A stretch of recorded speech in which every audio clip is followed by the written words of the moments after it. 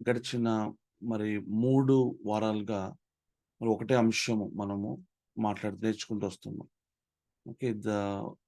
Concept of the sin అనేది. ఆహ్, అంతగా పాపులర్ సబ్జెక్ట్ కాదిది. ఎవరు గూడా దీన్ని బోధించరు. దాన్ని అంతగా ఇష్టపడరు. కానీ ఇది చాలా ప్రాముఖ్యమైనదని పరిశుద్ధాత్మ దేవుడు మనకి మరి దీని విషయాలు నేర్పుతూ వస్తా ఉన్నాడు. నిన్న మనం చూస్తూ వచ్చాం. మనమందరం గూడా దేవుని యొక్క ప్రణాళికలో, దేవుని యొక్క ఉద్దేశాల్లో మనం ముందుకెళ్ళాలి. అని దేవుని చిత్తమైతే ఈ పాపం మనల్ని ముందుకెళ్ళకుండా ఆపేస్తా ఉంది.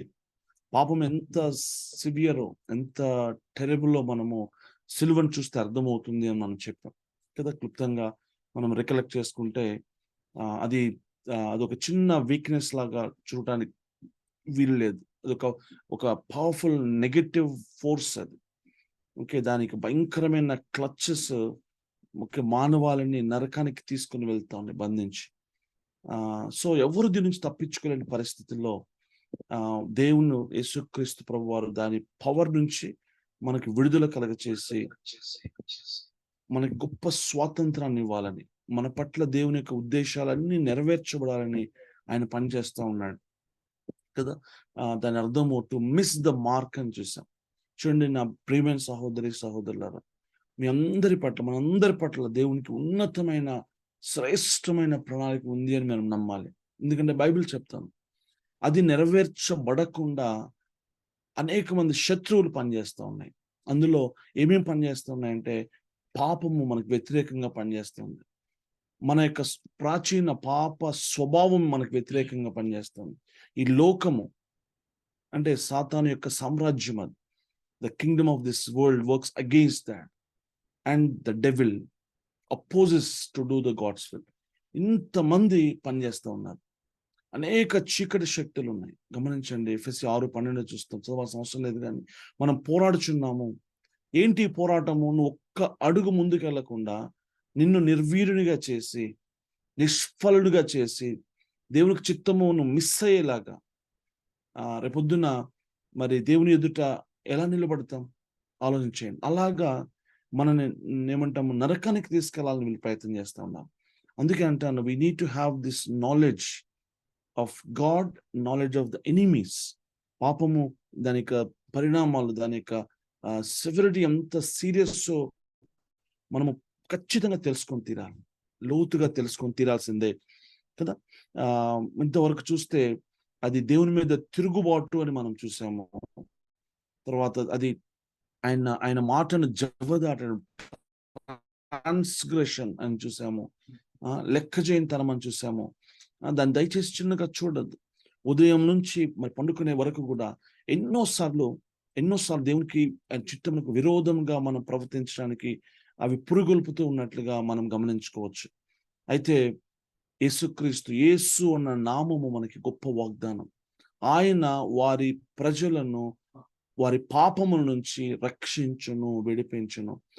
పవర్ ఆఫ్ ద సిన్ నుంచి మనకి విడుదల, పాప క్షమాపణ దయచేసి దేవుడు ఆ పాపం యొక్క కాన్సిక్వెన్సెస్‌ని తీసివేసి మనల్ని ఆశీర్వదించాలని, రెస్టోర్ చేయాలని, మన పట్ల దేవుని చిత్తం అంతా నెరవేర్చబడాలని దేవుడు యేసుక్రీస్తు వారిని లోకానికి పంపి ఆయన రక్తం ద్వారా కడిగి పరిశుద్ధాత్మ తన కృప ద్వారా మనల్ని విజయోత్సవంతో ఊరేగించాలని దేవునికి చిత్తమైనది.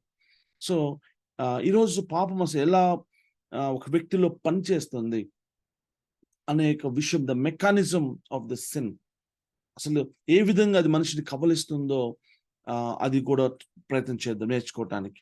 Okay. How does this sin really work on us or in us? Okay. చూస్తే మొట్టమొదటిగా మనుష్యుడు తన దురాశ చేత మరలు కొల్పబడి కదా మనం చూస్తూ ఉన్నాం. ఈడ్వబడి తర్వాత పాపం చేస్తాడని యాకోబులో రాస్తున్నాడు.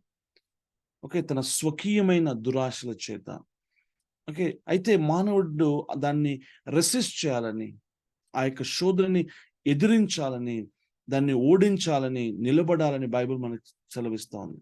ఉదాహరణకి ఒక మాట చూద్దాం. మొట్టమొదటిగా యాకోబు పత్రిక 1వ అధ్యాయము 12-15 వరకు చదువుదాం ఒకసారి.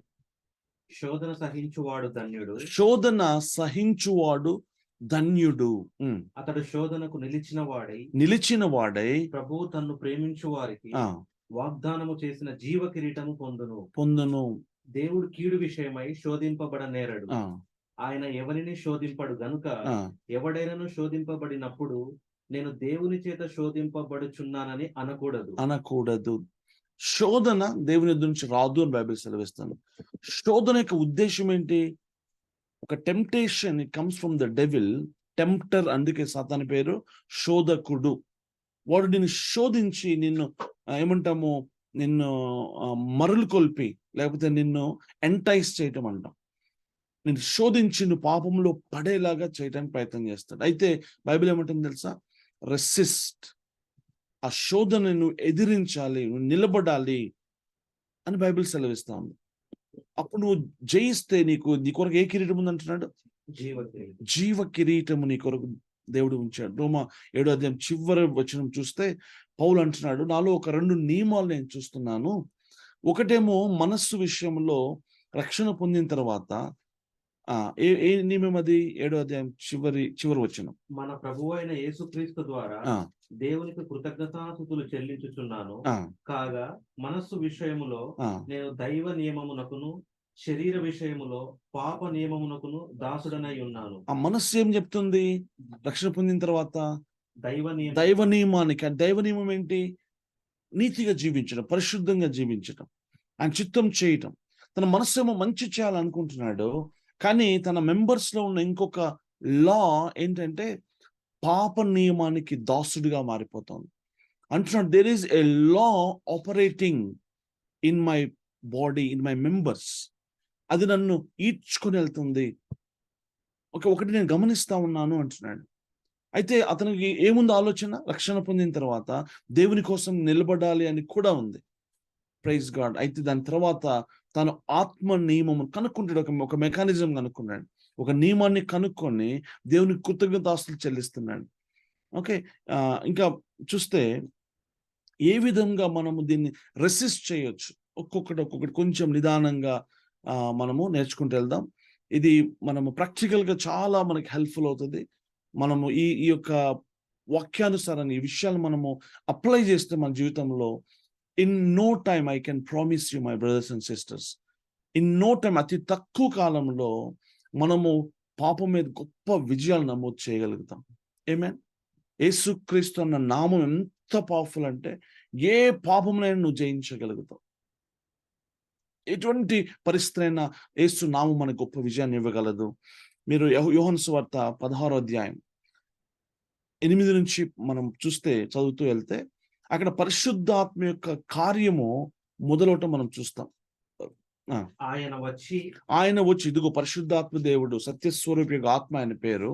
ఆయన వచ్చినప్పుడు ఏమవుతుంది అంటే రక్షించబడిన మన హృదయాల్లో ఆయన ఏం చేస్తాడో చెప్తున్నాడు. పాపమును గూర్చియు, మొట్టమొదటిగా పాపమును గూర్చియు, నీతిని గూర్చియు, తీర్పును గూర్చియు లోకమును ఒప్పుకొనజేయును. Holy spirit will teach you these things. Remember, these are the things of God. దేవునికి సంబంధించిన విషయాలు ఇవి మిగతా యూనివర్సిటీస్ లో చెప్పబడు. అర్థమవుతుందా? సెంట్రల్ యూనివర్సిటీలో ఫిజిక్స్, కెమిస్ట్రీలో, లేకపోతే ఏ ఫిలాసఫీలో, ఎక్కడ కూడా అసలు మన లోపల ఏం జరుగుతుందో ఎవరు చెప్పరు. పరిశుద్ధాత్మ దేవుడు నీ యొక్క మనస్సాక్షిని ఆయన ప్రేరేపిస్తూ ఉంటాడు. నీలో ఉన్న పాపమును ఆయన ఒప్పింప చేస్తూ ఉంటాడు. కన్విక్షన్ అంటాం, కన్విక్ట్ చేస్తూ ఉంటాడు, గిల్ట్లోకి తీసుకెళ్లకుండా. అది ఆయన గొప్పతనం. నిన్ను కండెమ్ చేయకుండా, నన్ను గిల్ట్లోనికి, కండెమినేషన్కి ఆయన నడిపించాడు. కానీ ఆయన ప్రేమతో నిన్ను ఒప్పింప చేస్తాడు. నువ్వు ఇక్కడ తప్పిపోయావు, చూడు, ఇక్కడ తప్పిపోయావు, దేవునికి విరోధంగా నువ్వు పాపం చేశావు, నీకు ఒప్పుకోగలిగిద్ది అనమాట. And he teach you the righteousness. దేవుని యొక్క నీతిని కూడా ఆయన ఒప్పింప చేస్తాడు. దేవుడు ఎంత నీతిమంతుడో, ఎంత పరిశుద్ధుడో, ఆయన ప్రేమ ఎంత గొప్పదో ఈ ఒకవైపు చూపిస్తూ ఉంటాడు. దానికి రెసిప్రొకేషన్, నువ్వు ఎలా జీవించాలో ఆయన మాట్లాడుతూ ఉంటాడు. ఒకవేళ if you don't obey, if you don't give up your sin, ఈ పాపమును నేను వదలకపోతే, పాపం నేను డీల్ చేసుకోకపోతే వచ్చే కాన్సిక్వెన్సెస్, అది ఎంత దాని పరిణామాలు, జడ్జిమెంట్ ఎంత సివియర్గా ఉంటుందో అది కూడా ఆయన మనతో మాట్లాడుతుంటాడు, బోధిస్తూ ఉంటాడు. సో మన కాన్షియన్స్ పనిచేస్తూ ఉంటుంది, the mechanism of our conscience. ఇది రక్షణ పొందని వ్యక్తిలో జరగదు. నేను ఒకప్పుడు రక్షణ పొందక ముందు ఎన్నో సినిమాలు చూశాను, ఎన్నో పాపాలు చేసాం మనం అందరం. అప్పుడేమి ఎవరు ఒప్పించబడలేదు. అన్ని జనులకి పాపం చేస్తే దుఃఖం కలిగిద్దా, వేదన కలిగిద్దా? వాళ్ళకి ఏం కాదు, దే ఆర్ క్వైట్ హ్యాపీ. కానీ రక్షణ పొందిన మనకి, మన పాపంలో మనకి నిజంగా సుఖం ఉండదు. పాపంలో ఆ ప్లెజర్ కాసేపు ఉన్న తర్వాత గ్రీఫ్ ఉంటుంది, దుఃఖము, వేదనే ఉంటుంది, మిగులుతుంది. ఎవరు ఒప్పింపజేస్తున్నారు, ఎవరు దాన్ని కన్విక్ట్ చేస్తున్నారు? It is the Holy Spirit God. ఇంకా ద మోరల్ టీచింగ్, లేకపోతే the teachings of Jesus Christ, ఆయన నీతి బోధ, ఆయన పరిశుద్ధత గురించిన బోధ, ఆయన ప్రేమ గురించి, ఆయన మార్గాల గురించి మనం వింటూ ఉండగా, ఆయన వాక్యం వింటూ ఉండగా మన హృదయంలో మనం కార్యం చేస్తాం. పాపంను రెసిస్ట్ చేయడానికి ఇవన్నీ హెల్ప్ చేస్తాయి. అండ్ ఆత్మచేత నింపబడిన వ్యక్తి, అతను పరిశుద్ధాత్మ ద్వారా పాపంను రెసిస్ట్ చేయడం జరుగుతుంది. Okay, you resist first of all. తర్వాత చూస్తే ఏ విధంగా పాపం ఒక వ్యక్తిని ఎంటైస్ చేస్తుంది, దాన్ని అల్యూర్ అంటాం, లేకపోతే ఏమనొచ్చు పవర్ఫుల్ అట్రాక్షన్. సిన్ ఆకర్షణ, sin has got extreme power of attraction. పాపము మనిషిని ఆకర్షించగలదు. సాతాను చూపిస్తుంది కదా, ఆ పండు తినవద్దు, తినకూడదు యాక్చువల్గా. కానీ అది ఎంత ఆకర్షణీయంగా ఉందంటే ఆ పాపం చేయటానికి శోధన, అది కలర్ఫుల్గా ఉంది, చూడటానికి టేస్ట్ఫుల్గా అనిపిస్తుంది. అది చాలా ఏమంటాము, జ్ఞానము, ప్రైడ్ఫుల్గా ఉంది. అది పందులో పాలు పొందటానికి చాలా సులభంగా అనిపిస్తూ ఉంది. శోధన కన్సిస్టెంట్. మీరు దలైలాను చూస్తాం మనం, సంసోన్ దలైలా కేసులో అక్కడ ఏం రాబడింది తెలుసా? ప్రతిరోజు విసికించిందంట సంసోన్ని. పాపము విసికిస్తుంది అనమాట, నిన్ను వెంటపడి నిన్ను లోపర్చుకోవాలని ప్రయత్నం చేస్తూ ఉంటారు. ఓకే, అయితే ఇక్కడే we must be very strong. దాన్ని ఎలా రెసిస్ట్ చేయాలో మనం నేర్చుకోవాలి, బలంగా ఉండడం మనం అర్థం చేసుకోవాలి. అండ్ ఆ ఆకర్షణ ఏమైందంటే, if you yield to it, దాన్ని రెసిస్ట్ చేయటము. నేను చెప్పే ఈ విషయాలన్నీ కూడా ఈరోజు చాలా కేర్ఫుల్గా చివరి వరకు ప్రతి మాట వినండి పిల్లలు. If you don't apply this message, ఈరోజు మనం మాట్లాడుకున్న విషయాలు నేను అప్లై చేయకపోతే ఏమవుతుందంటే, ఈ బలమైన ఈ ఆకర్షణ అనేది నన్ను దేవుని నుంచి స్లోగా draws me away from God. స్లోగా అది బయటికి తీసుకెళ్ళడం జరుగుతుంది, takes you away from God. ఆయన నీతి నుంచి, ఆయన మార్గాల నుంచి, ఆయన ప్రజెన్స్ నుంచి, ఆయన ఏమన్నాం సంఘం నుంచి స్లోగా పాపం నిన్ను అట్రాక్ట్ చేస్తుంది, ఆకర్షించి నిన్ను అది బయటికి ఈడ్చుకొని వెళ్తుంది. వన్స్ యు ఆర్ డ్రాన్ అవే, ఒకసారి నువ్వు అట్లా బయటికి రాగానే, దాని నుంచి బయటికి వెళ్ళగానే ఇక నీకు శోధన, టెంప్టేషన్ లెవెల్ ఏ లెవెల్ పెరుగుతుందంటే, the sin, the power of the sin ఒకటి, ద ప్రజెన్స్ ఆఫ్ ద, మీకు తెలియాలి ప్రజెన్స్ ఆఫ్ ద సిన్. ఒక సినిమా హాల్లోకి వెళ్ళి కూర్చుంటే ఏముంటుంది అక్కడ చెప్పండి? The presence of the sin ఉంటుంది అక్కడ. మీరు వెళ్ళి ఒక బార్లో కూర్చోండి, డ్రంకర్స్ మధ్యలో, ఏముంది అక్కడ? The presence of the power of the sin ఉంది అక్కడ. అదంతా కూడా పాపం చేత నిండుకొని ఉంది. సొదొమ గొమొర్రా ప్రాంతంలోకి వెళ్ళి మీరు నివసించండి, ఏమవుతుంది? The Sodom was filled with the sin. బైబిల్లో చూడండి, లోతు ఎందుకు పడిపోయాడో క్లియర్గా రాయబడింది. లోతు చేసిన మొదటి తప్పు ఏంటి తెలుసా? లోతు కళ్ళెత్తి చూసినప్పుడు ఆ యొక్క ప్రాంతం యెహోవా తోట వల్లే కనిపించిందంట. అబ్రహామును విడిచివేయడం ఎంత పెద్ద పొరపాటు అది. అది ఆకర్షించింది అనమాట. అది కళ్ళెత్తి చూశాడు, కళ్ళెత్తి చూశాడు. వెళ్ళాడు, ఎక్కడికి వెళ్ళాడు? డైరెక్ట్ గా సొదొమలోకి వెళ్ళాడా? మీరు చూడండి, వెళ్ళాడు అట్లా. ఎందుకు డైరెక్ట్ గా వెళ్ళాడు? ఫస్ట్ వెళ్ళి సొదొమకి దగ్గరగా టెంట్ వేసుకొని ఉన్నాడని రాయబడింది. తర్వాత స్లోగా సొదొమలోనికి ప్రవేశిస్తాడు. సొదొమలో ఇప్పుడు టెంట్ పోయి ఏమొచ్చింది? ఒక ఇల్లు కట్టుకున్నాడు. ఇంకొంత కాలం తర్వాత ఏమైపోయాడు? He became N elder. అక్కడ ఆ గవిని యొద్ద ఒక పెద్దగా మారిపోయాడు, న్యాయ నిర్ణేతగా మారిపోయాడు. అంటే అక్కడ ఎదిగి ఉన్నాడు. సిన్ అట్లా స్లోగా అబ్రహాం నుంచి స్లోగా దేవుని సన్నిధి నుంచి దూరం తీసుకెళ్లి he is now living in the mist of the Sodom and the whole family got impaired, లేకపోతే ఇంపాక్టెడ్. భయంకరమైన పరిస్థితికి వెళ్ళాడు. సో టెంప్టర్ అండ్ లస్ట్ ఇవన్నీ కూడా అక్కడ మరి మనిషిని ఇబ్బంది పెడతాయి. దెన్ మనము యేసుప్రభు వారు చూస్తాం, ఆ కొండ మీద యేసుప్రభు వారి సాతాను ఎలా శోధించిందో. నువ్వు నిజంగా దేవుని కుమారుడువా? చూడండి, lots of questions start attacking your mind. ఎన్నెన్నో ప్రశ్నలు, ఎన్నెన్నో అబద్ధాలు, సాతాను యొక్క అబద్ధాలు మనల్ని అటాక్ చేయడం మొదలు పెడతాయి. దేవుని వాక్యాన్ని ప్రశ్నించే, దేవుడి వాక్యం ప్రేమతో నీతో మాట్లాడుతూ ఉంటాడు. నన్ను దేవునికి నీవు అంటే చాలా ఇష్టం, దేవుడి పట్ల నీ పట్ల దేవునికి ప్రణాళిక ఉంది అంటే దాన్ని క్వశ్చన్ చేసే ప్రశ్నలు బయలుదేరుతాయి. ఎన్నెన్నో ప్రశ్నలు మనం గుర్తుపడుతూ ఉండాలి.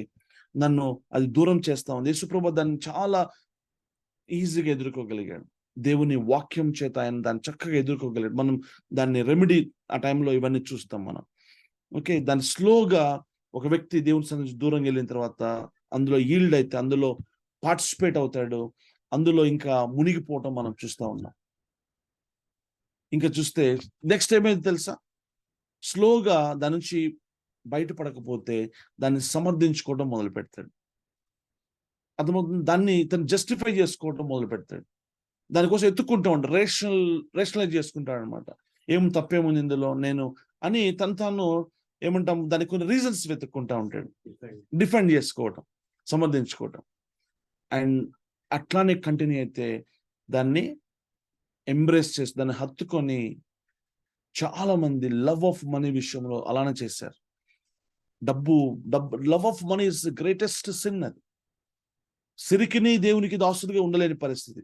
వారు డబ్బుని హత్తుకున్నారనమాట, డబ్బుని సేవించారు. వారు సేవకులుగా, స్లేవ్స్ గా మారిపోవడం మనం చూస్తాం.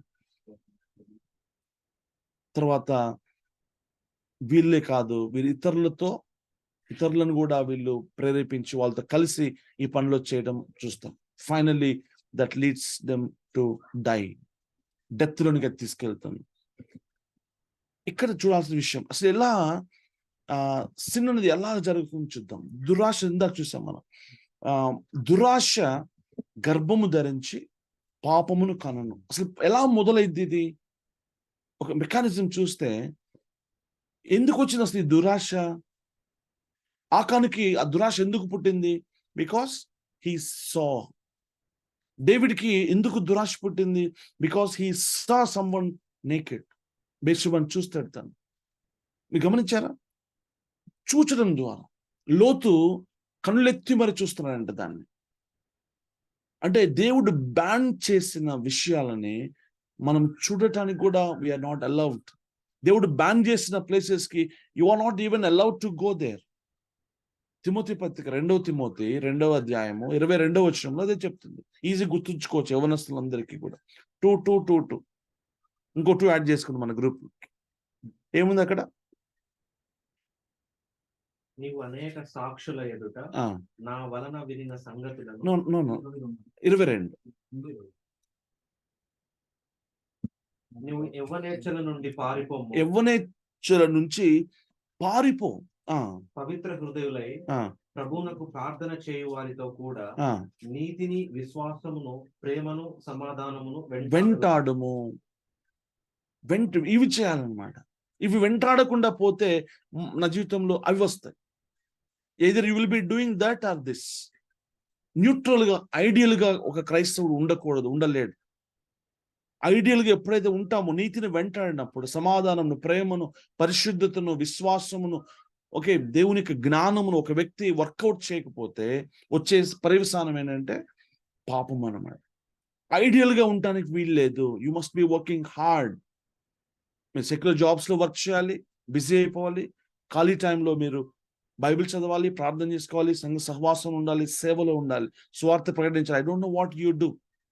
యు మస్ట్ బి ఏమంటాం after pursuing after these things అన్నమాట. అయితే ఏమంటున్నాడు? సలహా ఏమిచ్చాడు? రన్ అవే, పారిపోను అనేసి. పాపమునకు దగ్గరగా కాదు, పాపమునకు దూరంగా. Joseph did exactly the same. బయటికి పారిపోయాడు అనమాట. అయితే ఈ క్రమంలో చూడండి, దురాశ గర్భం ధరించడం అంటే ఏంటి? దురాశ ఎలా పుట్టింది? రోడ్డు మీద వెళ్తున్నారు, మీకు అర్థం కావడం కోసం చెప్తాను.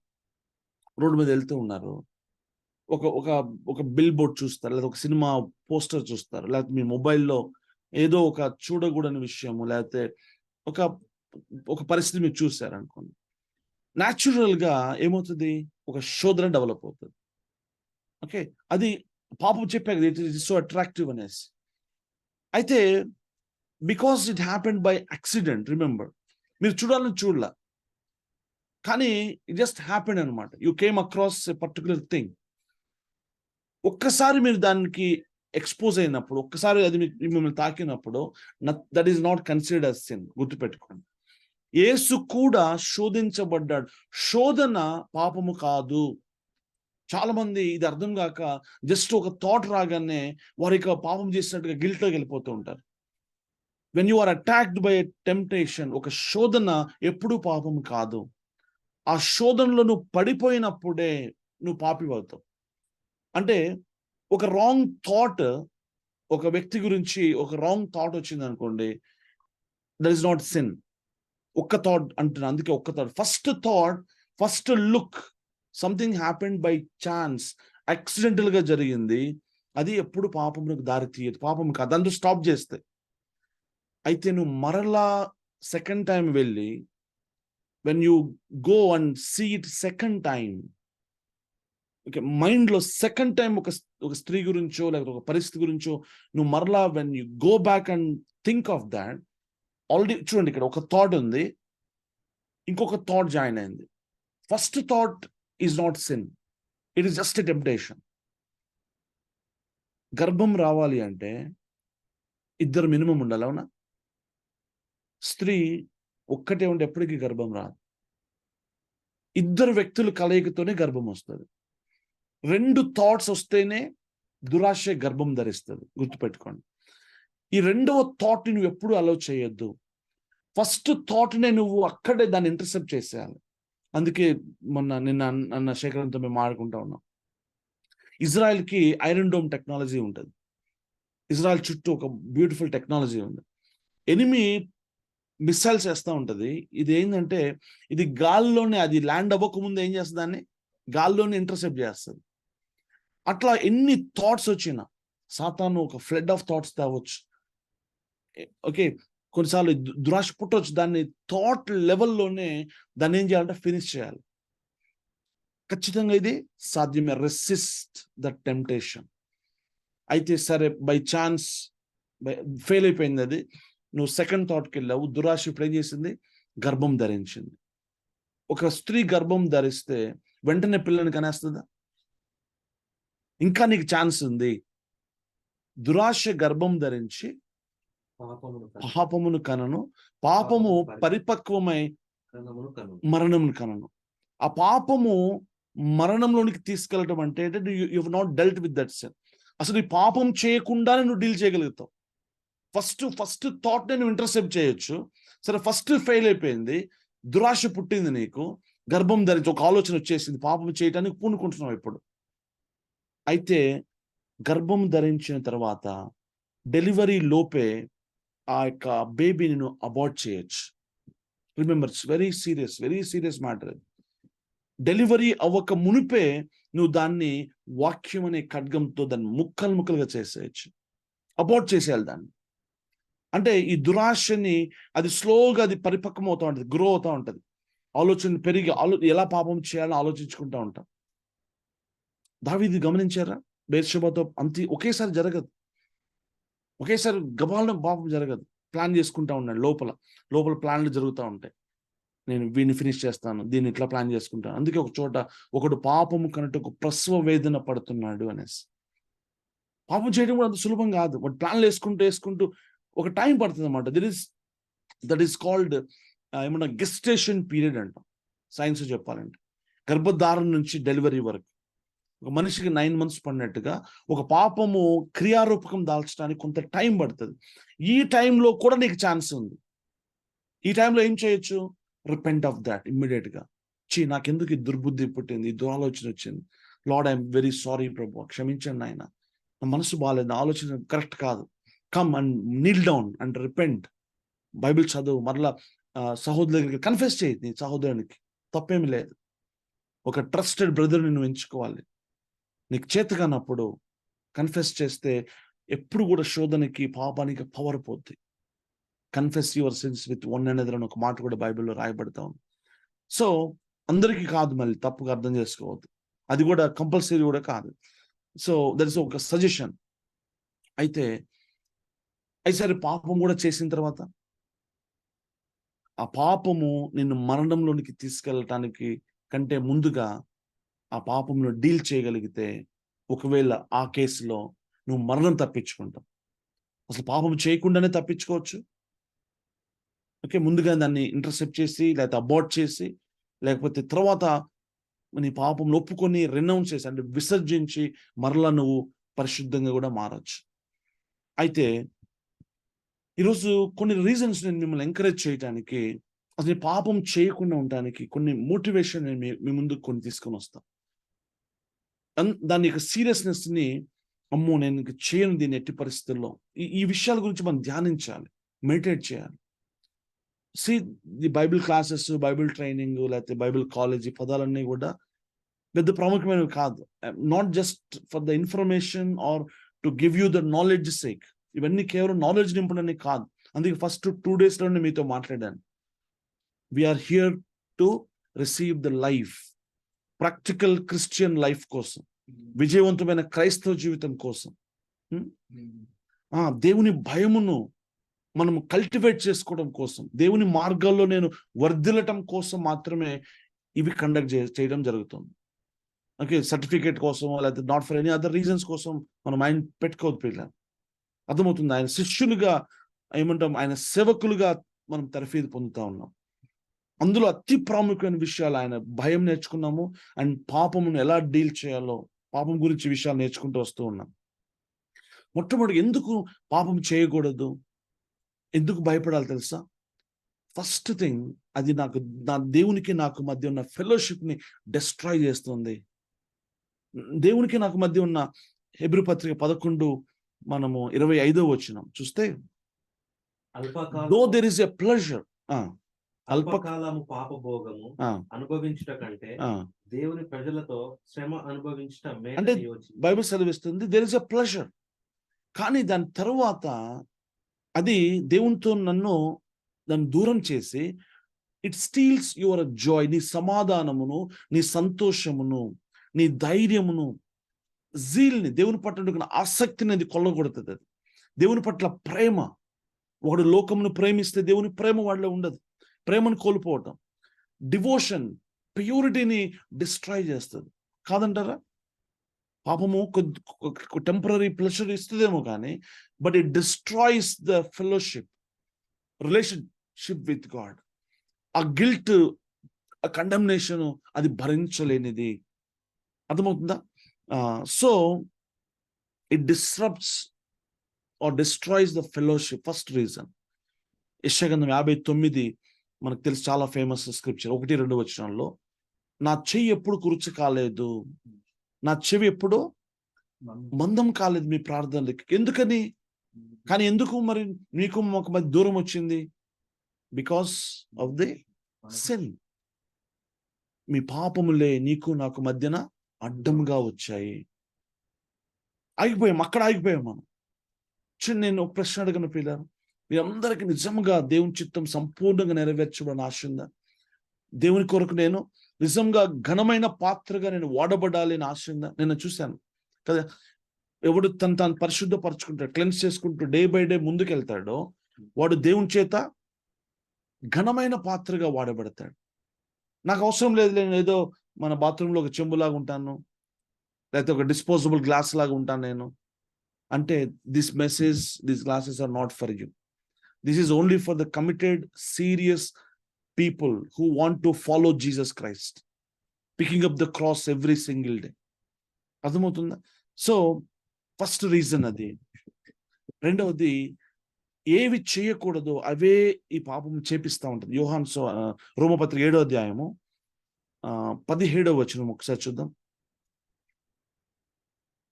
రోమపత్రిక 7వ అధ్యాయము 17.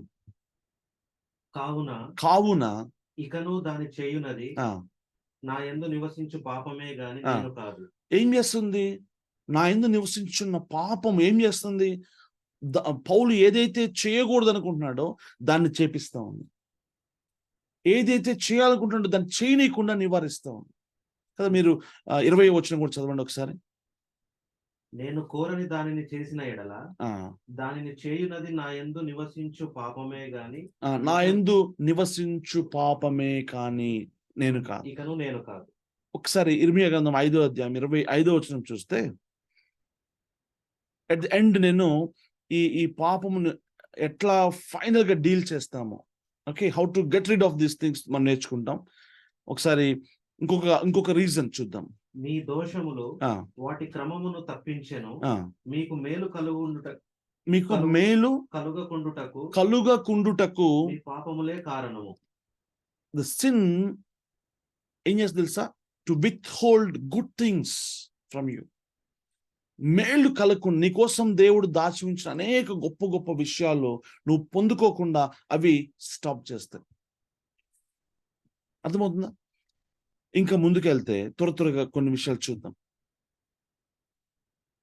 హోషేయ గ్రంథం 4వ అధ్యాయం 11వ వచనంలో,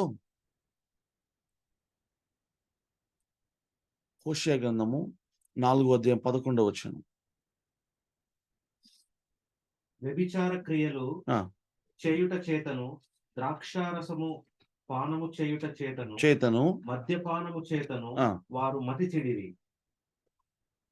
ఇంకొక ట్రాన్స్లేషన్ లో దే బికమ్ హార్ట్లెస్, మైండ్లెస్, ఏమంటాం హార్డ్ హార్టెడ్, హార్ట్లెస్ గా మారిపోయారు, మతి చెడారు. దేవునికి చిత్తం చేయాలన్నా దేవుని గురించిన వ్యవహారాన్ని మైండ్ సెట్ కోల్పోయారు. వాళ్ళు మైండ్ సెట్ చేంజ్ అయిపోయింది టోటల్ గా. స్పిరిచువల్ మైండ్ పోయింది, డివైన్ మైండ్ సెట్ పోయింది, జీల్ పోయింది, టోటల్ గా ఏమంటాము ఎస్ట్రే అయిపోయినట్లుగా మనం చూడగలుగుతాము. ఇంకా ఇట్ ఎఫెక్ట్స్ ప్రేయర్ లైఫ్. కీర్తన 66:18 వచనం అందరికి తెలిసిన వచనమే.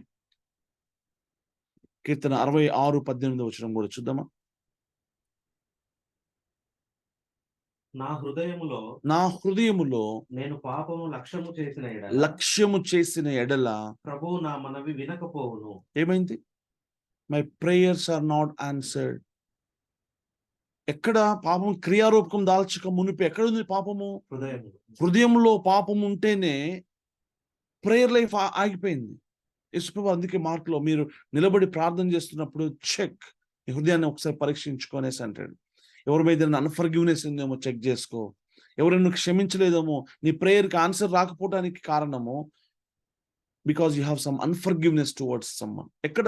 ఇన్సైడ్, బయటకు కాదు. అది మీ ప్రార్థనలోకి ఆటంకం కలగకుండా బైబిల్ సెలవిస్తుంది. ఆన్సర్స్ కోసము మీ భార్యలతో జ్ఞానం కలిగి నడుచుకోండి. పురుషులకి పేతురు ఒక హెచ్చరిక చేయడం మనం చూస్తూ ఉన్నాం. ఏమైందంటే ప్రార్థనకు ఆటంకం కలుగుతుందంట. ఇంకా ఏం చేస్తుంది తెలుసా? పాపము నిన్ను ఒక దినమున పట్టుకుంటుంది. ఇప్పుడు ఏం కాదు నీకు. కొన్ని కేసెస్ నేను చదువుతూ ఉంటాను, వాడు ఎప్పుడో చేసిన విషయాలు ఇప్పుడు బయటపడి అది వదిలిపెట్టదు. గుర్తుపెట్టి నంబర్స్ లో సంఖ్యాకాండంలో చూస్తాం మనం దీన్ని. 32వ అధ్యాయం 23వ వచనం చూస్తే,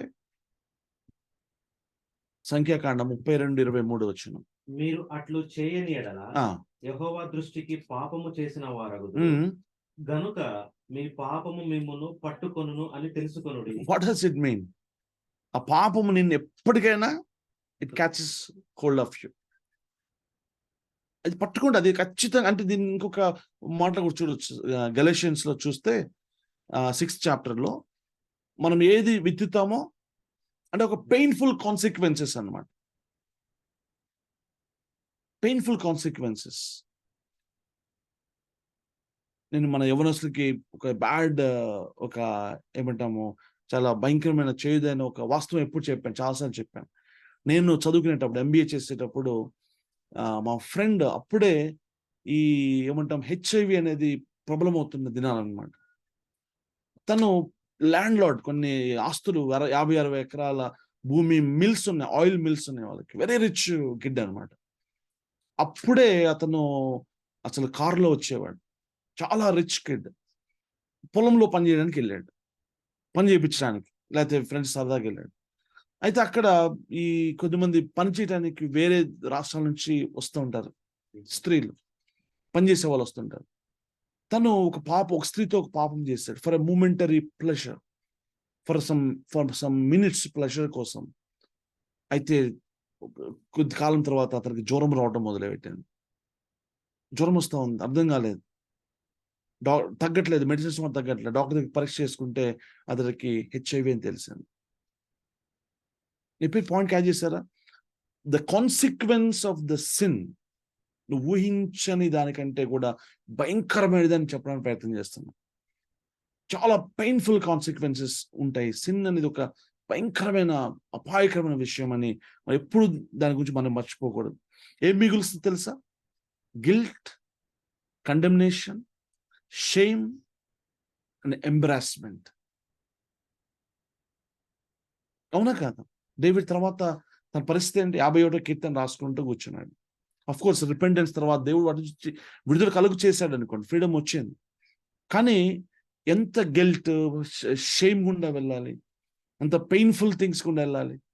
అగ్నిని ఒళ్ళో పెట్టుకొని అది కాలకుండా ఉంటుందా? ఏమని రాయబడింది సామెతల్లో? వాడికి దెబ్బలు, అవమానము తప్పదని రాయబడింది. కొన్ని రకాల సిన్స్ కి కాన్సిక్వెన్సెస్ అనుమతిస్తాడు దేవుడు. అందుకే ఒక పదం, ఇంపార్టెంట్ పదం, కొన్ని ఇర్రివర్సిబుల్ థింగ్స్ ఉంటాయి. ఆ పాపము ఇక ఇర్రివర్సిబుల్ అంటే మనం దాన్ని ఏం చేయలేము ఇంకా. అందుకే చాలా జాగ్రత్తగా ఉండాలి. హర్ష అని ఒక యవ్వనస్తుడు నాకు తెలుసు. మేము ప్రే చేయడానికి కూడా వెళ్ళాం. సమ్ 10 years ago అయి ఉండొచ్చు. వాళ్ళ ఫాదర్ పెద్ద బ్యాంక్ జాబ్ ఎంప్లాయర్ అన్నమాట. బైక్ చాలా ఫాస్ట్ నడుపుతాడు. బైక్ ఫాస్ట్ గా నడపడం కూడా పాపం అని తెలుసా? దేవుణ్ణి శోధించడమే కదా అది. కార్స్ కానీ, బైక్స్ కానీ మీరు ఫాస్ట్ గా నడుపుతున్నారంటే మీరు దేవుణ్ణి శోధిస్తున్నట్లే లెక్క. మెడిసిన్స్ ప్రాపర్ గా తీసుకోకపోయినా దేవుణ్ణి శోధించినట్లే లెక్క. That is a sin. అర్థమవుతుంది ప్రియమైన వాళ్ళ. సో ఎన్నిసార్లు చెప్పినా అతను బైక్ స్పీడ్ గా నడుపుతున్నాడు, మారేవాడు కాదు. ఒకరోజు అనుకోకుండా యాక్సిడెంట్ అయింది. ఏమైంది? Bed ridden, years of bed ridden. 7 times operation చేశారు, సక్సెస్ అవ్వట్లేదు. డిఫరెంట్ ప్లేసెస్ లో కెరియర్ మొత్తం నాశనం అయిపోయింది కదా. అంటే ద కాన్సిక్వెన్సెస్ అనేవి అంత సివియర్ గా ఉంటాయి. మై బ్రదర్స్, మై చిల్డ్రన్, అర్థమవుతుందా? దేవుని భయం కలిగి వీటిని సీరియస్ గా తీసుకుందాం. And God's discipline is there. Definitely there is a discipline. క్షమాపణ ఉంది, కానీ డిసిప్లిన్ కూడా తప్పించుకోలేం. అవునా? 1 కొరింథీయుల పత్రికలో 11 మనం చూస్తాం, 32-33 వచనాలు. మనము తీర్పు పొందిన ఎడల లోకముతో పాటు మనకు శిక్షా విధి కలుగకుండునట్లు ప్రభువు చేత శిక్షింపబడుచున్నాము. లోకంతో తీర్పు నుంచి తప్పించాలని దేవుడు ఇప్పుడు నీకు శిక్ష వేస్తాడు ఆయన. ఇది బెటర్ అన్నమాట. రేపొద్దున్న జడ్జిమెంట్ కంటే కూడా. జడ్జిమెంట్ నాకెందుకు, శిక్ష నాకెందుకు? డేవిడ్ క్షమాపణ పొందాడు, కానీ డేవిడ్ యొక్క పాపమునకు దేవుని యొక్క శిక్ష ఎంత దూరం తెలుసా? సెన్సస్ లెక్క పెట్టాడు, జనాభా లెక్క పెట్టాడు. దాని కాన్సిక్వెన్సెస్ ఏంటి? దేవుని యొక్క శిక్ష అతని మీదకి వచ్చిందా రాలేదు? బెత్షెబతో పాపం వలన తన కుటుంబము డివైడ్ అయిపోయింది. ఊరియాని కత్తితో చంపడం ద్వారా అదే కత్తి తన కుటుంబాన్ని డివైడ్ చేసింది. ఇప్పటికీ స్వోర్డ్ ఇజ్రాయెల్లో ఎందుకు చెప్పండి? జ్యూస్ ఎందుకు ఇప్పటికీ వధించబడతా ఉన్నారు ప్రపంచం అంతా? So this is the consequence. Generations effect చేస్తుంది. మనం నిర్గమకాండం 20వ అధ్యాయం చూస్తాం, 5వ వచనం. నిర్గమకాండం 20వ అధ్యాయం 5వ వచనం. ఏలయనగా నీ దేవుడైన యెహోవానగు నేను రోషము గల దేవుడను నన్ను ద్వేషించు వారి విషయములో 3-4 తరముల వరకు తండ్రుల దోషమును కుమారుల మీదికి రప్పించుచు నన్ను ప్రేమించి నా ఆజ్ఞలు గైకొని వారిని 1000 తరముల వరకు కరుణించు వాడనై ఉన్నాను. గమనించారా? I remember up to 3 or 4 generations అండి. ఎన్ని ఎగ్జాంపుల్స్ బైబిల్లో చూస్తాం. So if you really love your children, next generations నువ్వు బ్లెస్డ్గా ఉండాలి అంటే కనుక, నీ పిల్లలు సుభిక్షంగా, క్షేమంగా, ఆరోగ్యకరంగా వాళ్ళు ఫ్లరిష్ అవ్వాలి అంటే కనుక, నీవు దేవుని భయభక్తులు కలిగి, నీతిని కలిగి, పాపం జోలిపోకుండా ఉందాం. ఆమేన్, ఆమేన్. And it provides an occasion to blaspheme the name of God. దావీదు పాపం చేసినప్పుడు నాతాను వచ్చాడు కదా, నాతాను వచ్చి అంటున్నాడు, దావీదు నువ్వు చేసిన పని వలన దేవునికి గుర్తుదా. కొంచెం చదువుదామా దయచేసి. ప్రతిసారి నువ్వు పాపం చేసినప్పుడు ఈ వచనం నీకు నాకు గుర్తుకు రావాలి. 2 సమూయేలు 12వ అధ్యాయం 14వ వచనం.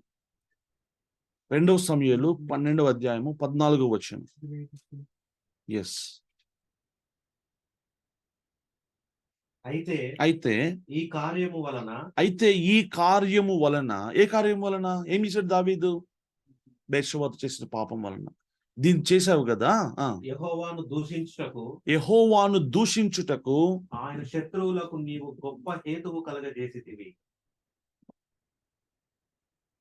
దేవుణ్ణి దూషించటానికి శత్రువులకి నువ్వు కారణం, లేకపోతే అకేషన్ కలుగ చేసావు, అవకాశం ఇచ్చావు అంటున్నాడు. పరలోకంలో ఆయనకి అవమానం కలగకూడదు పిల్లలు. ఓకే, అన్ని జనులు ఎదుట ఆయనకి అవమానం కలగకూడదు అంటున్నాడు. మీ వలననే కదా నా నామము అన్ని జనుల మధ్య దూషించబడుతున్నది. ట్రెమెండస్ రెస్పాన్సిబిలిటీ ఉంది. నువ్వు ఇండివిజువల్ గా క్రైస్తవుడు కాకపోతే అది వేరే విషయం, నీ ఇష్టం అది. బట్ ఒక ట్యాగ్ ఇవ్వబడింది మనకి, శ్రీధర్ ఇన్ క్రైస్ట్. బిలీవర్ గా, క్రైస్తవునిగా మనకు అది ఇవ్వబడింది.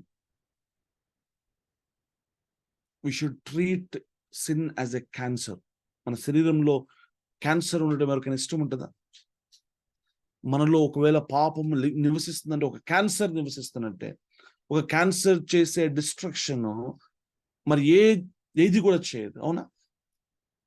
Look at it as a cancer. చిన్నది పెద్దది ఉండదు.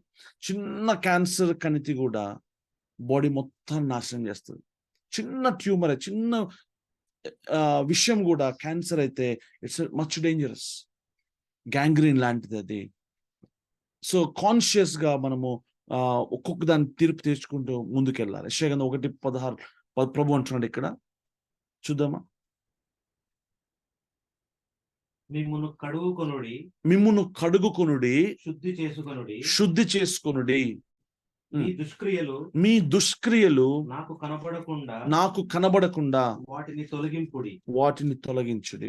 ప్రభు ప్రేమతో మాట్లాడుతున్నాడు. నన్ను deal with all these things, come up with clear conscience. అన్ని శుద్ధి చేయబడి నా సన్నిధికి నువ్వు రా అనేసి అంటున్నాడు కదా. యోహాను 5:14 అక్కడ ఒక వ్యక్తి యేసుక్రీస్తు వారు స్వస్థపరిచిన తర్వాత మందిరంలో కనుగొంటాడు, 35 సంవత్సరాల నుంచి కదా. అయితే అంటున్నాడు, నువ్వు మరలా అధికమైన కీడు నీకు కలగకుండా నువ్వు మరలా పాపం చేయొద్దు. ఇప్పటికే నువ్వు చాలా సఫర్ అయ్యావు. ఆల్ దీస్ సఫరింగ్స్ అన్ని కూడా because of the consequence of the sin, consequence of unbelief, లేకపోతే క్రీస్తుని నెగ్లెక్ట్ చేయడం ద్వారా ఇంతవరకు ఇలా జరిగింది. అయితే ఇప్పటికైనా better, okay, you set right with God. మరలా ఇంకా అధికమైన కీడుని కలగకుండా ఏం చేయాలంట? మరలా పాపం చేయవద్దు. వ్యభిచారంలో పట్టబడిన స్త్రీని కూడా అదే మాట ప్రభు అన్నాడు కదా. ఏమని? అమ్మ నేను నిన్ను శిక్షించను. చూడండి, క్రైస్తవ్యం అంతా కూడా మీకు 2 పదాలు గుర్తుంచుకోండి, ఒక్క లైన్ గుర్తుంచుకోండి. క్రిస్టియానిటీ మొత్తము ఏంటో తెలుసా? ఆ స్త్రీతో యేసు ప్రభు వారు పలికిన ఆ 2 పదాలే. ద హోల్ బైబిల్ ని సమప్ చేస్తే ఆ 2 పదాలు మనకు బయటకు వస్తాయి. ఏంటది? ఒకటి, నేను నిన్ను శిక్షించను. అందుకు యేసు, నేను నీకు శిక్ష విధింపను, నేను నిన్ను శిక్షించను, నీవు వెళ్ళి ఇక పాపము చేయకుమని ఆమెతో చెప్పాను. ఒకటేమో చేసిన పాపాలన్నింటిని బట్టి దేవుడికి క్షమాపణ ఇస్తాడు మనం ఒప్పుకుంటే, రిపెంట్ అయితే. రెండోది ఏమంటాడు? నెక్స్ట్ లైఫ్ అంతా కూడా పాపం లేకుండా మనం జీవించాలి అని బైబిల్ కోరుతుంది. ఇది సాధ్యమే. ప్రభు మనకి కృపద కూడా ఆయన దయచేస్తాడు. ఆమేన్, ఆమేన్. ఒకసారి రోమపత్రిక 6వ అధ్యాయము 12వ వచనం చూద్దామా? కాబట్టి శరీర దురాశలకు లోబడునట్లుగా శరీర దురాశలకు లోబడునట్లుగా చావునకు లోనైన మీ శరీరమందు పాపమును ఏలనీయకుడి. Do not let sin reign in your mortal bodies. పాపము నిన్ను ఏలకూడదు, శరీరంలో నిన్ను ఏలకుండా చూసుకోండి. అయితే మొన్న క్వశ్చన్ పేపర్లో ఒక ప్రశ్న కూడా నేను మీకు ఇచ్చాను. ఎవరిలో పాపము కనపడదు లేదా పాపం పనిచేయదు, ఎవడు పాప విముక్తులని ఏమంటాము కనపడతాడు? చనిపోయిన వాడు, మృతతుల్యుడు అనేసి. అవునా? రోమపత్రిక 6:6లో సీక్రెట్ ఉంది పిల్లలు.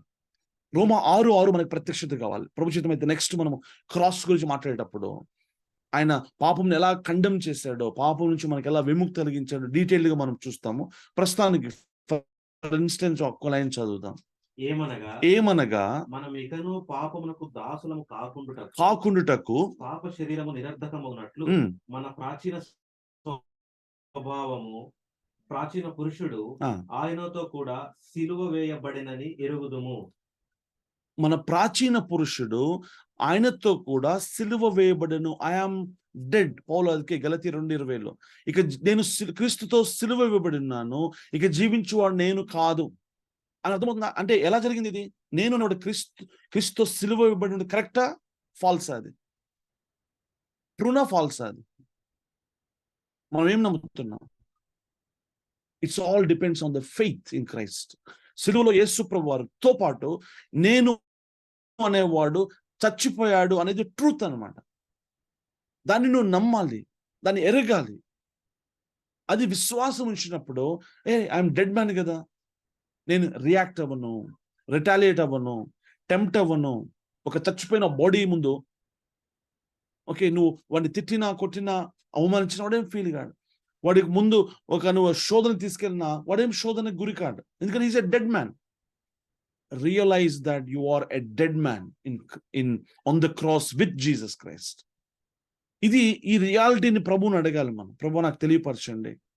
అందుకే అంటాడు 6వ అధ్యాయం నెక్స్ట్ వచ్చాం అనుకుంటా, consider your self dead to sin అన్నాడా?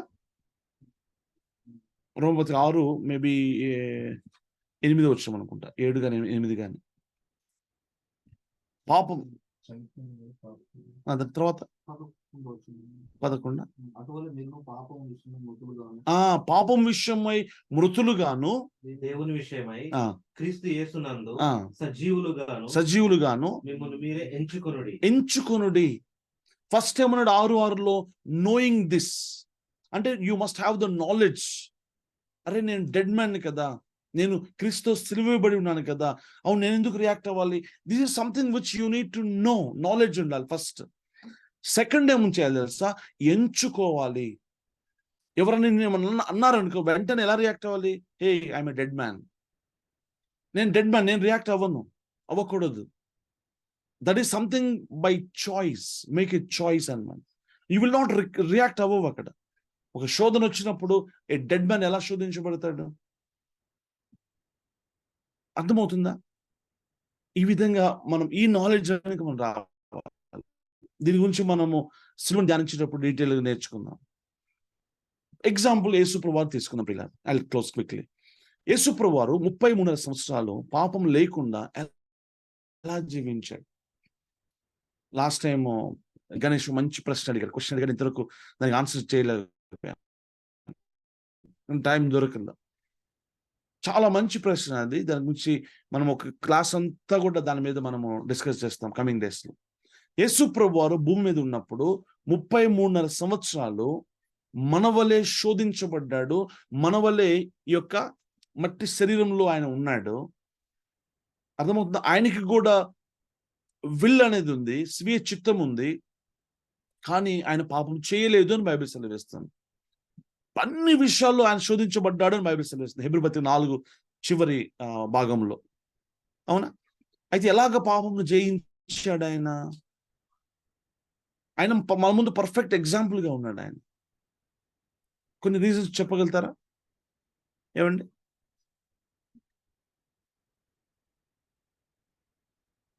కారణం ఏంటి? హెబ్రీ 2లో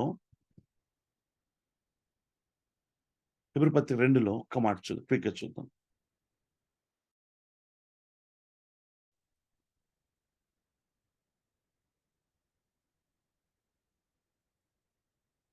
పదిహేడు వచనం చదువు, 17-18.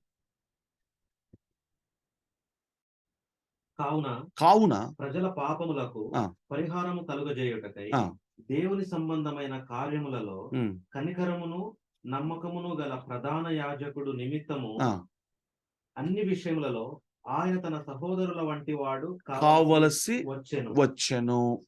తాను శోధింపబడి శ్రమ పొందెను కనుక శోధింపబడు వారికి సహాయం చేయగల వాడై ఉన్నాడు. శోధించబడినప్పుడు ఆయన శ్రమ పొందాడు అని బైబిల్ సెలవిస్తుంది.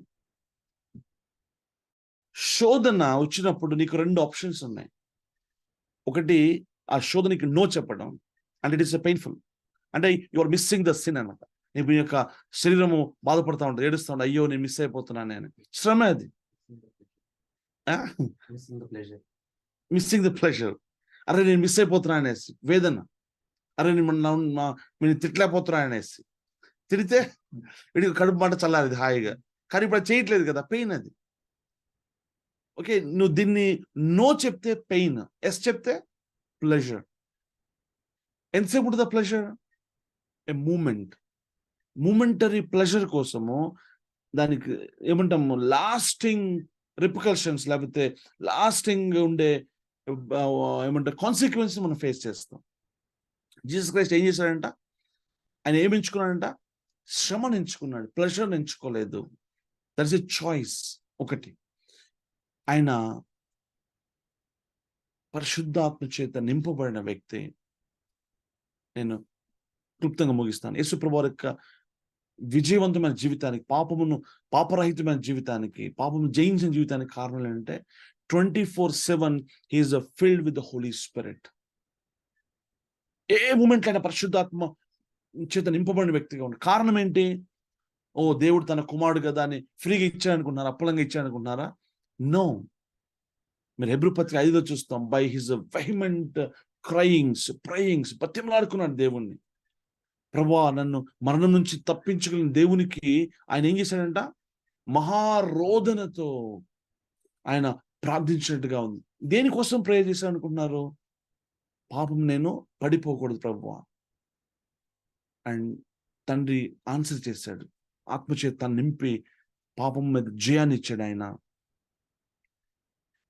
ఆమేన్. ప్రాక్టికల్ స్టెప్స్ నేను కొన్ని చెప్పి నేను ముగిస్తాను ఈరోజు. ఇక్కడున్న ఎవరి వీళ్ళందరికీ కూడా ప్రాక్టికల్ స్టెప్స్ ఏంటి? ఫస్ట్ ప్రాక్టికల్ స్టెప్ ఏంటంటే, బైబిల్ సెలవిస్తుంది, don't fight the temptation, run away the temptation. Fight చేయొద్దు, నువ్వు ఓడిపోతావు.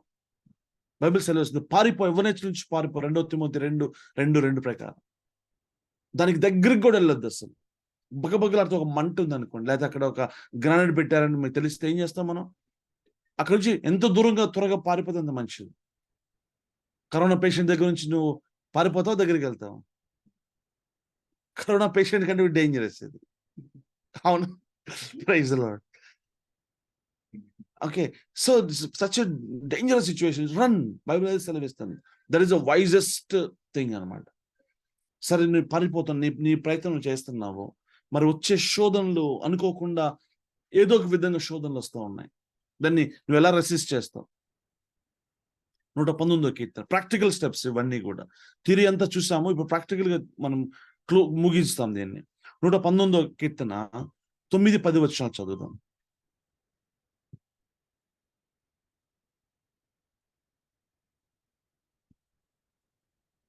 యవనస్తులు దేని చేత తమ నడత శుద్ధిపరచుకొందురు? దేని చేత తన నడతను శుద్ధిపరచుకుందరు? నీ వాక్యమును బట్టి దానిని జాగ్రత్తగా చూచుకున్న చేతనే కదా. ఎంత అద్భుతంగా చూసారా? అంటే మనం if you neglect word of God, దేవుని వాక్యమును మనం నెగ్లెక్ట్ చేస్తే ఏమైపోతాం? మనం ఆటోమేటిక్గా నువ్వు పడిపోతాం పాపంలో. అందులో అనుమానం ఏమీ లేదు. ఊరికినే మనము పడిపోం ప్రియులారా, ఊరికినే మనం దిగజారం. మన నెగ్లిజెన్సే మనల్ని దిగజారుస్తుంది. యవ్వనస్తులు దేవుని వాక్యాన్ని భద్రపరచుకునే చేత, హృదయంలో దాచుకునే చేత నీకు దేవుని భయమునిచ్చి, పరిశుద్ధినిచ్చి, ఏమంటాం, పాపముని జయించేలాగా చేస్తుంది. అండ్ ద థర్డ్ వన్, యేసుప్రభువారి లాగా ప్రార్థన జీవితము. ఇవేమి పెద్ద పెద్ద విషయాలు కాదు, సింపుల్ విషయాలు ఇవి. సింపుల్ గా సీక్రెట్స్ లాగా, ఓపెన్ సీక్రెట్స్ ఇవి, యేసుప్రభువారిలో ప్రార్థన చేయటం. And immediately close. 1 యోహాను 2:1 చూద్దాం. 1 యోహాను 2వ అధ్యాయం 1-2 వచనాలు. నా చిన్న పిల్లలారా, నా చిన్న పిల్లలారా, మీరు పాపము చేయకుండుటకై ఆ, ఈ సంగతులను మీకు వ్రాయిచున్నాను. ఎవడైనను ఆ, పాపము చేసిన ఎడల, ఒకవేళ అసలు మీరు చేయాల్సిన అవసరం లేదు, చేయకూడదు.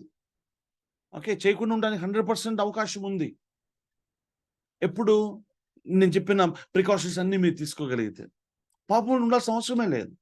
ఇంకా ప్రాక్టికల్ స్టెప్ లో be part of the fellowship. మంచి ఫెలోషిప్ లో నువ్వు యాక్టివ్ గా ఉండు.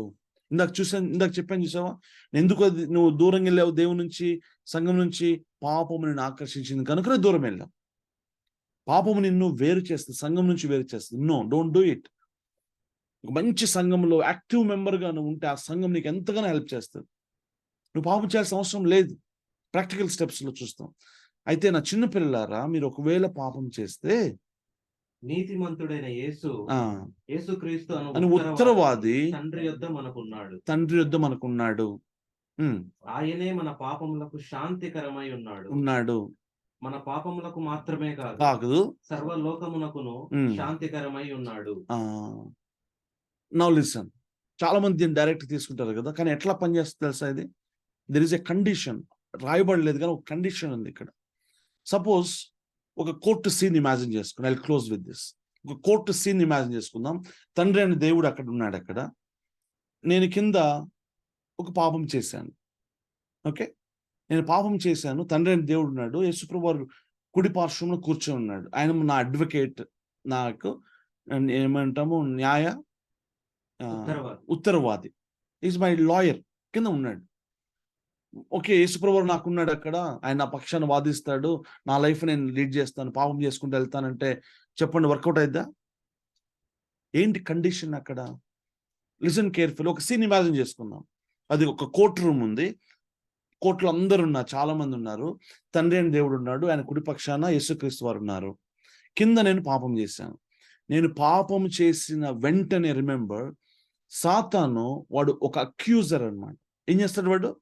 నేరారోపణ చేసి సహోదరుల మీద నేరము మోపువాడు అని వాడికి పేరు. ప్రకటనలో చూస్తాం.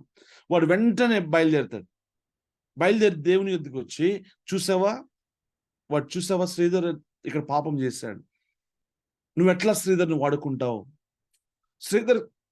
శ్రీధర్కి నువ్వు పరిశుద్ధాత్మను ఎలా ఇవ్వగలవు?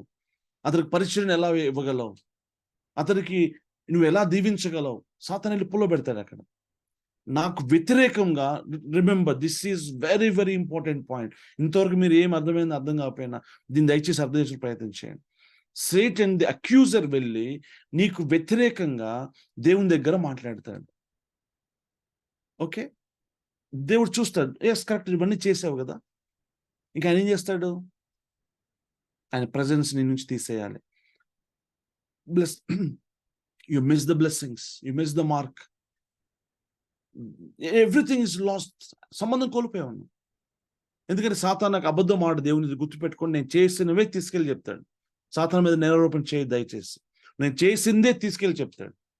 యేసుప్రభువు ఏం చేయలేడు, అక్కడ చూస్తూ ఉంటాడు అట్లా. ఎందుకంటే నువ్వు చేసావు కదా. అయితే ఇక్కడే ఒక కిటుక ఉంది. వాడు సాతాను దేవుని దగ్గరికి వెళ్ళే లోపే, రిమెంబర్ కేర్ఫుల్లీ, లిసన్, సాతాను దేవుని దగ్గరికి వెళ్ళి నా మీద అక్యూజేషన్ చేసే లోపే నేనేం చేస్తానంటే, వెంటనే ఆ పాపం నిమిత్తమై నేను రిపెంట్ అయ్యి క్షమాపణ దేవుని దగ్గర ఒప్పుకొని ప్రభుని వేడుకున్నప్పుడు వెంటనే యేసు రక్తం ఏం చేసింది? నన్ను కడిగేసి శుద్ధి చేసేసింది, క్లీన్ చేసాడు. ఆయన క్లీన్ చేశాడు కదా. ఈవిడు సాతాను వెళ్ళి దేవుడితో అంటాడు, చూసావా శ్రీధర్ ఏమేమి చేశాడంటే, ఏం చేశాడు చూపించి అంటాడు. ఉన్నాయి అక్కడ ఏమన్నా నావి? ఫినిష్డ్. అర్థమవుతుందా? మొత్తం ఫినిష్ అయిపోయింది. వెంటనే జీసస్ క్రైస్ట్ లేస్తాడు. ఏది చూపి అన్నాడు యేసుప్రభువారు కూడా. ఏమంటాడు? ఏం చేశాడు శ్రీధర్ చూపించండి. ఏం లేదు అక్కడ. ఎందుకని వాష్డ్ అవే, టోటల్ బ్లాట్ అవుట్ అయిపోయింది. ఎందుకని? బికాస్ ఐ రిపెంటెడ్ క్విక్గా యాక్ట్ అయ్యాను నేను అక్కడ. సరే రేపు చేసుకుందాం లేదు, 4 రోజుల తర్వాత నేను క్షమాపణ అడుగుతాను లేదు, 4 రోజులు డిలే చేసాం అనుకో, ఈ 4 రోజులు ఏమైపోయింది? Sudden got the opportunity. నేనంటే అందుకే వెంటనే నేను రియాక్ట్ అవుతాను, వెంటనే దేవుని దగ్గరికి వస్తాను. యేసుప్రభువారు నువ్వు పాపం చేసినా కానీ నీ తరపున అడ్వకేట్ చేస్తాననుకుంటున్నారా? ఆయన నీ తరపున అడ్వకేట్ చేయడానికి ఒక కండిషన్ ఏంటంటే నీ యొక్క రిపెంటెన్స్ అనమాట. నువ్వు రిపెంట్ అయ్యి దాన్ని రినౌన్స్ చేసి యథార్థంగా పశ్చాత్తాపడితే ఆయన లేచి నీ పక్షాన్ని పనిచేస్తాడు. రైచియస్ రిక్వైర్మెంట్ కావాలి. లాకి ఒక రిక్వైర్మెంట్ ఉంది, దేవుని యొక్క నీతికి కూడా ఒక రిక్వైర్మెంట్ ఉంది. ఏంటంటే నా యొక్క జెన్యూన్ రిపెంటెన్స్, ఆయన వైపు తిరగటం. అప్పుడు ఆయన రక్తం కడిగి నన్ను శుద్ధి చేసి తండ్రి ఎదుట నన్ను నిలబెడుతుంది, పవిత్రులుగా నిలబెడుతుంది. అండ్ ఎక్కడ నువ్వు ఆగిపోయావో అక్కడి నుంచి మళ్ళా జర్నీ మొదలవుతుంది. అన్ని పోతాయి, పాపం ద్వారా వచ్చే కర్సెస్ పోతాయి, రోగాలు పోతాయి, పెయిన్ పోద్ది, బాండేజెస్ పోతాయి. You are freed person. అద్భుతమైన స్వతంత్రంలో మనం ముందుకు వెళ్ళగలుగుతాం. సరేనా? ప్రాక్టికల్ స్టెప్స్ మళ్ళీ ఒకసారి నేను రివైజ్ చేసి క్లోజ్ చేస్తాం. Run away from every form of temptation. ఎక్కడ నీకు ప్రమాదం ఉందని తెలిస్తే, శోధన ఉందని తెలిస్తే దాని నుంచి మొట్టమొదటిగా మనం పారిపోతాం. రెండోది, cultivate the habit of studying the scripture. వాక్యంను హృదయంలో భద్రం చేసుకోవడం. యేసు వలె ప్రార్థన జీవితం కలిగి పరిశుద్ధాత్మ నింపబడటం. ఒకవేళ నేను పడిపోయినా వెంటనే ప్రభు దగ్గర ఇమ్మీడియట్గా నేను రిపెంట్ అయ్యి ప్రభు దగ్గరికి రాగానే మరలా జర్నీ కొనసాగుతుంది. ఆగిపోవాల్సిన అవసరం లేనే లేదు. దేవుడు గొప్పగా రెస్టోర్ చేస్తాడు. ఈరోజు ఒకటే మాట్లాడి ప్రభు, turn to me my children, I will restore you. ఇర్మియా గ్రంథం 15:19 మాట్లాడుతున్నాడు. No matter how far you have gone, no matter how worst sin you have done committed, ఎంత దూరం నువ్వు వెళ్ళినా, ఎంత భయంకరమైన స్థితిలో ఉన్నా, ఏ పాపం చేసినా దేవుడి ప్రేమ మారలేదు. ఈరోజు తన 2 చేతులు చాచి ప్రేమతో ఆయన మనల్ని ఇన్వైట్ చేస్తున్నాడు. టర్న్ 180 degrees టర్న్ తీసుకున్నాం. Confess, repent.